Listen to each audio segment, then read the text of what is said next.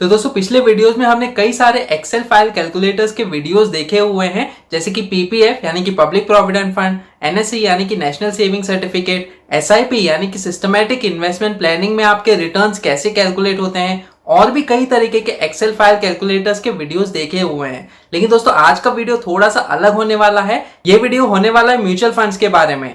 Mutual funds क्या होते हैं, किस प्रकार के म्यूचुअल फंड्स होते हैं जिसमें आपको निवेश करना चाहिए, direct versus regular mutual funds क्या होते हैं, म्यूचुअल फंड्स का एक्सपेंस रेशियो क्या होता है, और नेव यानी कि net asset value of a mutual fund ये क्या चीज होती है। जब आप म्यूचुअल फंड में निवेश करना चाहो तो किन फैक्टर्स को आपको दिमाग में रख के म्यूचुअल फंड्स को चूज करना चाहिए। तो दोस्तों ऐसी बहुत सारी चीजें हम देखेंगे आज के इस वीडियो में। तो इस वीडियो को पूरा देखिए ताकि आपको समझ में आए कि म्यूचुअल फंड्स क्या होते हैं और किस प्रकार से आप म्यूचुअल फंड में निवेश कर सकते हो। मैं अभिलाष गुप्ता स्वागत करता हूं आपको मेरे इस वीडियो में फिनकैलसी टीवी पर। तो चले शुरू करते हैं। सब्सक्राइब कीजिए फिनकैलसी टीवी चैनल को और बेल आइकन को दबाइए लेटेस्ट पर्सनल फाइनेंस न्यूज सबसे पहले। दोस्तों अगर आप इस चैनल पे नए हो तो सब्सक्राइब कीजिए मेरे YouTube चैनल फिनकैलसी टीवी को। वीडियो के नीचे एक लाल कलर का बटन दिख रहा होगा, उस पर क्लिक कीजिए, बेल आइकन पे क्लिक कीजिए ताकि इस तरीके के वीडियोस जब भी मैं पोस्ट करूं तो आपको नोटिफिकेशंस मिलते रहें। दोस्तों इस वीडियो को लाइक भी कीजिए ताकि मेरे वीडियोस आपको YouTube पे रिकमेंड होते रहें। दोस्तों आगे बढ़ने से पहले मैं आपको ये बता दूं कि आपके लिए मैंने एक फ्री एंड्रॉइड ऐप फिनकैलसी बनाया हुआ है जो कि आपको मदद करेगा आपका इनकम टैक्स कैलकुलेट करने के लिए। दोस्तों इनकम टैक्स के अलावा इसमें कई तरीके के इंडियन सेविंग स्कीम्स के कैलकुलेटर्स भी अवेलेबल है जो कि आपको मदद करेंगे इंटरेस्ट कैलकुलेट करने के लिए। दोस्तों ये ऐप एब्सोल्युटली फ्री है और प्ले स्टोर पे ऑलरेडी अवेलेबल है। इसका लिंक मैंने डिस्क्रिप्शन सेक्शन में दिया हुआ है। तो दोस्तों आप इस ऐप को डाउनलोड करके अपना इनकम टैक्स भी कैलकुलेट कर सकते हो। तो दोस्तों म्यूचुअल फंड्स के बारे में तो आपने सुना ही होगा, बहुत ही पॉपुलर इन्वेस्टमेंट होते जा रहा है ये इंडिया में। और दोस्तों अगर आपने अभी तक शुरू नहीं किया म्यूचुअल फंड्स में निवेश करना तो मुझे पूरा यकीन है कि म्यूचुअल फंड्स के बारे में आपको बहुत सारी चीजें पता चलेंगी इस वीडियो के बाद और आप भी डिसीजन ले पाओगे कि आपको म्यूचुअल फंड्स में निवेश करना चाहिए या नहीं। और दोस्तों अगर आप ऑलरेडी म्यूचुअल फंड्स में निवेश करते हो तो भी इस वीडियो को पूरा देखिए, क्योंकि कई सारी चीजें मैं म्यूचुअल फंड्स के बारे में आपको बताऊंगा जो कि आपको पता नहीं होंगी। तो दोस्तों जब हम म्यूचुअल फंड में निवेश करते हैं तो हम इनडायरेक्टली एक पर्टिकुलर सेट ऑफ कंपनीज में निवेश करते हैं। तो अगर आप किसी भी म्यूचुअल फंड का पोर्टफोलियो ओपन करके देखो तो उसमें एक सेट ऑफ कंपनीज होती हैं दोस्तों जिसमें वो पर्टिकुलर म्यूचुअल फंड निवेश करता है। दोस्तों आपने स्टॉक्स के बारे में तो सुना ही होगा। तो जब आप किसी स्टॉक में निवेश करते हो यह माना जाता है कि आप उस कंपनी के शेयर्स में निवेश कर रहे हो। लेकिन दोस्तों जब आप स्टॉक्स में निवेश करते हो तो आप सिर्फ उस एक कंपनी में निवेश कर रहे हो। लेकिन जब आप म्यूचुअल फंड में निवेश करते हो तो म्यूचुअल फंड में तो बहुत सारी कंपनीज के स्टॉक्स अवेलेबल होते हैं। तो किसी एक म्यूचुअल फंड में जब आप निवेश करते हो तो कई सारी कंपनीज में इनडायरेक्टली आपका जो इन्वेस्टमेंट का पैसा है वो निवेश होता है। तो दोस्तों बस यही डिफरेंस है स्टॉक्स और म्यूचुअल फंड में। स्टॉक्स में जब आप निवेश करते हो तो एक पर्टिकुलर कंपनी में निवेश करते हो, लेकिन म्यूचुअल फंड में आप किसी भी म्यूचुअल फंड का पोर्टफोलियो पेज ओपन करो तो आपको कई सारी कंपनीज के लिस्ट दिखाई देंगे उस पर्टिकुलर म्यूचुअल फंड में जिसमें आप इनडायरेक्टली निवेश कर रहे हो। तो दोस्तों बस यही एक बेसिक डिफरेंस है स्टॉक्स और म्यूचुअल फंड में। दोस्तों जब आप स्टॉक्स में निवेश करते हो तो आप एक पर्टिकुलर कंपनी में निवेश कर रहे हो। इसके हिसाब से आपका जो इन्वेस्टमेंट है वो थोड़ा सा रिस्की हो जाता है, क्योंकि हो सकता है कि वो कंपनी आपको नेगेटिव रिटर्न्स दे आने वाले फ्यूचर में। लेकिन दोस्तों जब आप म्यूचुअल फंड में निवेश कर रहे हो तो उसमें तो कई सारी कंपनीज होती हैं। तो अगर आपको 2-4 कंपनीज नेगेटिव रिटर्न्स दे रही हैं लेकिन बाकी के पॉजिटिव रिटर्न्स दे रही हैं तो हो सकता है कि आपका जो रिटर्न्स है फ्यूचर में वो पॉजिटिव हो। और दोस्तों इसी हिसाब से अगर आप म्यूचुअल फंड में निवेश कर रहे हो तो आपका जो इन्वेस्टमेंट है वो लेस रिस्की होता है कंपेयर टू स्टॉक्स। लेकिन दोस्तों आपने तो वो कहावत सुनी होगी कि जितना ज्यादा रिस्क होता है उतना ही ज्यादा रिटर्न्स होता है। तो दोस्तों यही चीज हमें थोड़े से स्टॉक्स में दिखाई देते हैं। तो अगर मैं आपको एग्जाम्पल के तौर पे बताऊं, इन्फोसिस का नाम तो सुना ही होगा आपने। ये एक आईटी कंपनी है और अगर आपने 10,000 रुपए 1993 में इन्फोसिस में निवेश किया होता तो आज की डेट में यानी कि 2021 में उसकी वैल्यू हो जाती 2 करोड़ रुपए। तो दोस्तों आप इमेजिन कर सकते हो कि 10,000 रुपीज अगर आपने 1993 में इन्फोसिस के स्टॉक्स में निवेश किया होता तो उन स्टॉक्स की वैल्यू अब तक हो जाती 2 करोड़ रुपए। दोस्तों ये सुनने में तो बहुत अच्छा लगता है कि जो इन्वेस्टमेंट का पैसा है वो बहुत ही ज्यादा परसेंटेज से इंक्रीज हुआ है। लेकिन दोस्तों इसमें अगर आप थोड़े से फैक्टर्स देखो, सबसे पहला फैक्टर ये है कि 1993 में जो 10,000 रुपए की वैल्यू थी वो आज की डेट में अगर आप उसका इक्विवेलेंट वैल्यू देखोगे तो कम से कम 1 लाख रुपए हो जाता है दोस्तों। यानी कि 1993 का 10,000 रुपए यानी कि 2021वें साल का 1 लाख रुपए। और दूसरा फैक्टर यह है दोस्तों कि 1993 में इंफोसिस का उतना बड़ा नाम नहीं था जितना बड़ा नाम उसका आज की डेट में है। तो दोस्तों इन दोनों फैक्टर्स को अगर हम देखें तो क्या आप अपना 1 लाख रुपए एक ऐसी कंपनी में डालोगे, समझो एक कंपनी है ABC जिसका नाम आपने कभी भी नहीं सुना, तो क्या आप 1 लाख रुपए आज की डेट में उस कंपनी में निवेश कर पाओगे? तो दोस्तों ये बहुत ही डिफिकल्ट क्वेश्चन है। एक एक्सेप्शन ये है कि आपके पास बहुत सारा पैसा है तो आप ये रिस्क उठा सकते हो और इतना सारा पैसा निवेश कर सकते हो उस कंपनी में। लेकिन दोस्तों हम में से कई सारे लोग ऐसे भी हैं जो बहुत बार सोचेंगे 1 लाख रुपए अपना निवेश करना एक ऐसी कंपनी में जिसका नाम हमने कभी भी नहीं सुना है। तो दोस्तों इस हिसाब से स्टॉक्स में निवेश करना थोड़ा सा रिस्की होता है कंपेयर टू म्यूचुअल फंड्स, जिसमें एक सेट ऑफ कंपनीज होती हैं जिसमें हम निवेश कर रहे होते हैं।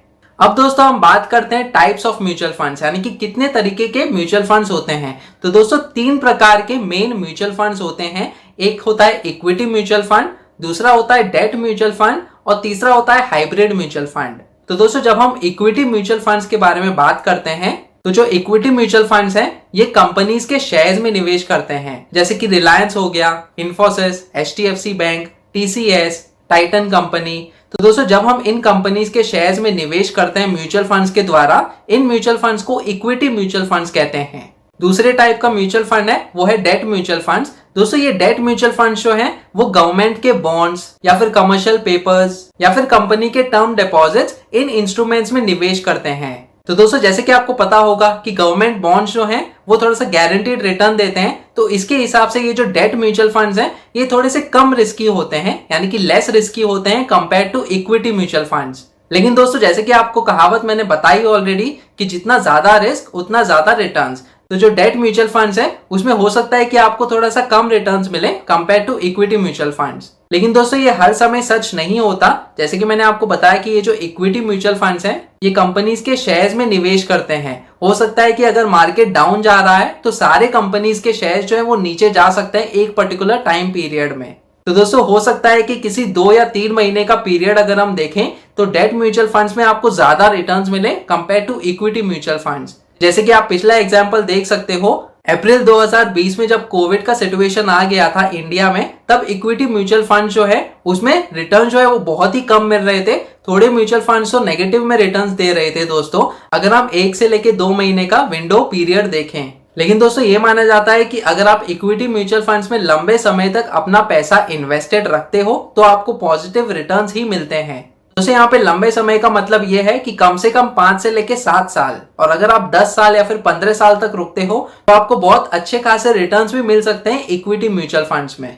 दोस्तों तीसरे टाइप का जो म्यूचुअल फंड है वो है हाइब्रिड म्यूचुअल फंड्स। दोस्तों ये जो हाइब्रिड म्यूचुअल फंड्स है इसमें आपका पैसा जो है वो इन्वेस्टेड रहता है equity as well as debt में, यानी कि ये एक ऐसे टाइप के म्यूचुअल फंड होते हैं जो कि कंपनीज के शेयर्स में भी निवेश करते हैं और गवर्नमेंट के बॉन्ड्स में भी निवेश करते हैं।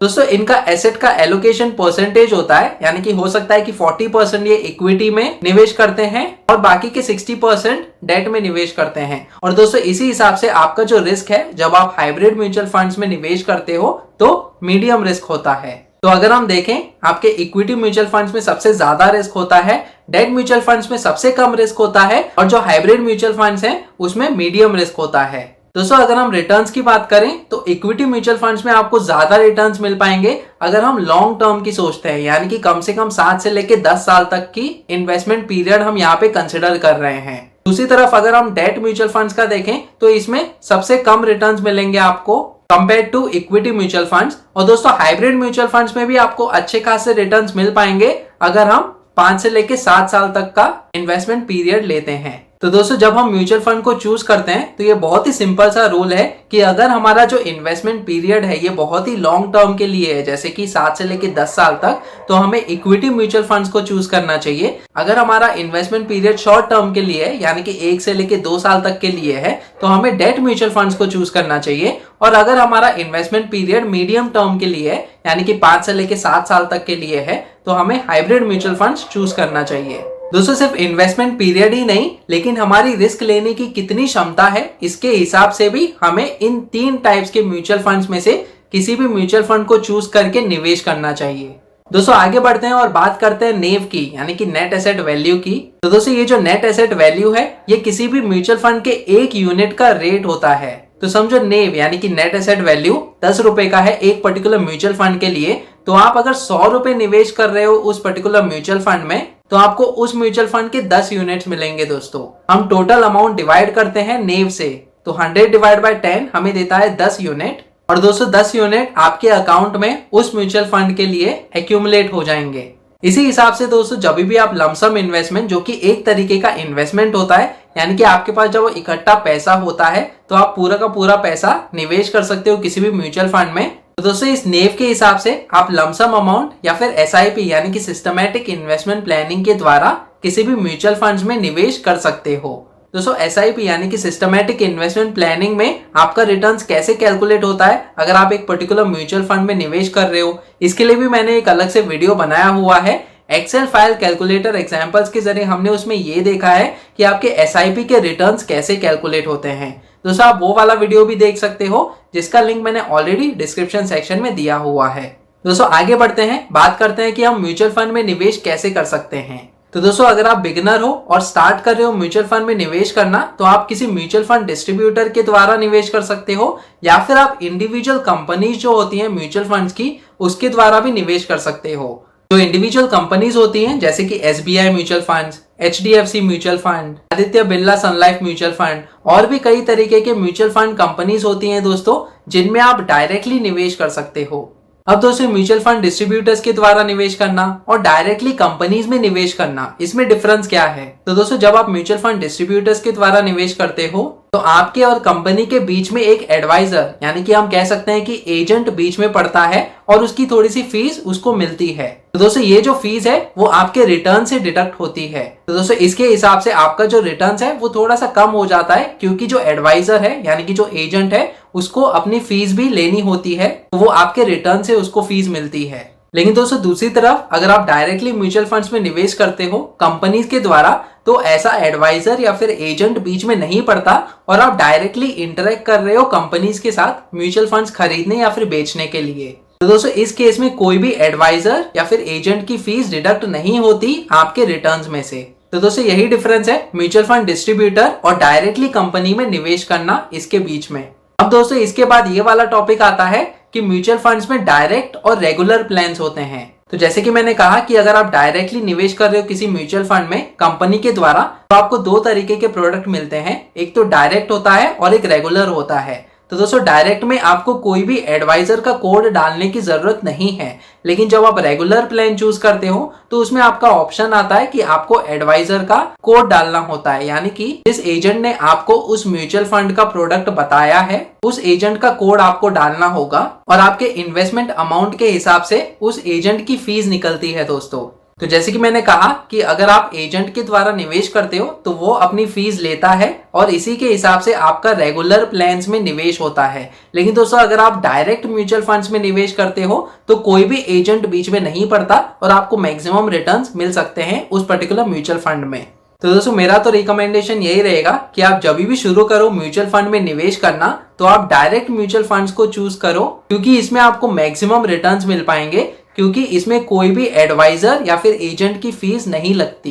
दूसरी तरफ रेगुलर म्यूचुअल फंड्स में एडवाइजर या फिर एजेंट की फीस लगती है और उसी हिसाब से आपका जो रिटर्न्स है वो थोड़ा सा कम हो जाता है compare to direct mutual funds. दोस्तों आगे बढ़ते हैं, बात करते हैं एक्सपेंस रेशियो के बारे में। तो दोस्तों हर एक म्यूचुअल फंड के रिलेटेड एक पर्टिकुलर एक्सपेंस रेशियो होता है जो कि आपको म्यूचुअल फंड के पेज पे डिस्प्ले हो जाएगा। तो दोस्तों ये जो एक्सपेंस रेशियो है ये म्यूचुअल फंड कंपनी की फीस है, यानी कि जितना भी इन्वेस्टमेंट अमाउंट है उस अमाउंट को मैनेज करना, फंड मैनेजर के द्वारा शेयर्स को सिलेक्ट करना और उसकी सैलरी निकालना। तो दोस्तों ये सारी चीजें एज अ एक्सपेंस रेशियो आपके इन्वेस्टमेंट अमाउंट से डिडक्ट होती है। तो दोस्तों ये बहुत ही छोटा सा परसेंटेज होता है आपके इन्वेस्टमेंट अमाउंट से डिडक्ट होता है ये अमाउंट और एज अ एनुअल फीस आपसे ली जाती है किसी भी म्यूचुअल फंड्स में।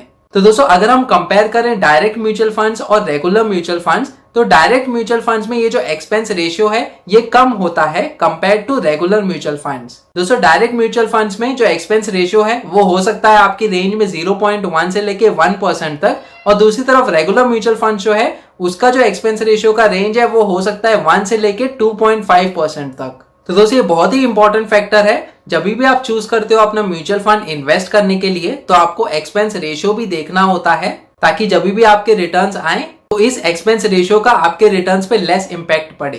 तो दोस्तों ये तो रहे थोड़े से पॉइंट्स म्यूचुअल फंड्स के बारे में। जैसे कि मैंने कहा कि हर एक म्यूचुअल फंड का एक फंड मैनेजर होता है, वो यही कोशिश करता है कि अच्छे स्टॉक्स चूज करे अपने म्यूचुअल फंड्स के लिए और मैक्सिमम रिटर्न्स वो दिला पाए अपने इन्वेस्टर्स के लिए। तो दोस्तों अगर आप कंफ्यूज्ड हो कि आपको स्टॉक्स में निवेश करना चाहिए या फिर म्यूचुअल फंड्स में निवेश करना चाहिए, तो एक चीज हमेशा ध्यान रखना कि म्यूचुअल फंड्स में हमारे पास फंड मैनेजर हैं जो कि कई सालों की पढ़ाई के बाद उस मुकाम पे पहुंचे हैं जहां पे उन्हें क्वालिटी स्टॉक्स को चूज करने का मौका मिले। दोस्तों म्यूचुअल फंड मैनेजर्स यही कोशिश करते हैं कि अपने इन्वेस्टर्स का पैसा वो मैक्सिमम रिटर्न्स के साथ वापस कर सके, और दूसरी तरफ स्टॉक्स में कोई भी फंड मैनेजर नहीं होता, आप अपने फंड मैनेजर होते हो। तो अगर आप बिगिनर हो और आपको कोई भी टेंशन नहीं लेनी है कि किस कंपनी के शेयर्स ऊपर या फिर नीचे जा रहे हैं, तो आप आराम से म्यूचुअल फंड्स में निवेश कर सकते हो और चैन की नींद सो सकते हो। लेकिन अगर आपको लगता है कि आप कोई भी कंपनी को आइडेंटिफाई कर सकते हो और उनके स्टॉक्स में निवेश कर सकते हो, तो आप ट्राई करके अपनी तरफ से देख सकते हो कि लक आपके साथ है या नहीं। लेकिन दोस्तों मेरा तो रिकमेंडेशन यही रहेगा कि एज अ बिगिनर आपको म्यूचुअल फंड में निवेश करना शुरू करना चाहिए, और टाइम के साथ जैसे ही आपको एक्सपीरियंस और नॉलेज मिलता है उसी के हिसाब से आप डिसीजंस ले सकते हो। दोस्तों म्यूचुअल फंड सेलेक्ट करते समय थोड़े से पॉइंट्स है जो आपको कंसिडर करने चाहिए। सबसे पहला पॉइंट ये है कि आपको डायरेक्ट म्यूचुअल फंड्स चूज करना चाहिए। दूसरी चीज ये है कि एक्सपेंस रेशियो को भी देखना चाहिए। जितना कम एक्सपेंस रेशियो एक पर्टिकुलर म्यूचुअल फंड का होगा उतना ही अच्छे रिटर्न्स आपको मिल पाएंगे। तीसरी चीज दोस्तों बहुत ही इंपॉर्टेंट ये है कि आपको past performance of a mutual fund को नहीं देखना चाहिए, क्योंकि दोस्तों ये गारंटी नहीं है कि फ्यूचर में इस पर्टिकुलर म्यूचुअल फंड का परफॉर्मेंस कैसा रहेगा। तो दोस्तों म्यूचुअल फंड के पोर्टफोलियो पेज पे जाके आप ये चेक कर सकते हो कि उस म्यूचुअल फंड में कौन सी कंपनीज में निवेश किया जा रहा है, उसी के हिसाब से आप म्यूचुअल फंड्स को चूज कर सकते हो। दोस्तों कमेंट करके बताएं अगर आपकी कोई क्वेरीज है, और अगर आप ऑलरेडी म्यूचुअल फंड्स में निवेश करते हो तो कमेंट सेक्शन में ये बताएं कि आप कौन से म्यूचुअल फंड में निवेश करते हो और आपका फेवरेट म्यूचुअल फंड कौन सा है। और दोस्तों जैसे कि मैंने आपको वीडियो के शुरू में कहा कि आप मेरा फ्री एंड्रॉइड ऐप फिनकैल्सी डाउनलोड कर सकते हो प्ले स्टोर से, जो कि आपको मदद करेगा आपका इनकम टैक्स कैलकुलेट करने के लिए। यह ऐप एब्सोल्युटली फ्री है और प्ले स्टोर पे ऑलरेडी अवेलेबल है। इसका लिंक मैंने डिस्क्रिप्शन सेक्शन में दिया हुआ है। आज के इस वीडियो में इतना ही। अगर आपको वीडियो पसंद आया तो प्लीज इसे लाइक कीजिए, शेयर कीजिए अपने दोस्तों के साथ। अगर आप इस चैनल पे नए हो तो सब्सक्राइब कीजिए मेरे यूट्यूब चैनल फिनकैल्सी टीवी को। सब्सक्राइब करते समय बेल आइकन को दबाना मत भूलेगा, ताकि आगे आने वाली ऐसी वीडियोस आप देख सकें। फिर मिलेंगे किसी और पर्सनल फाइनेंस रिलेटेड टॉपिक को लेकर, तब तक के लिए धन्यवाद।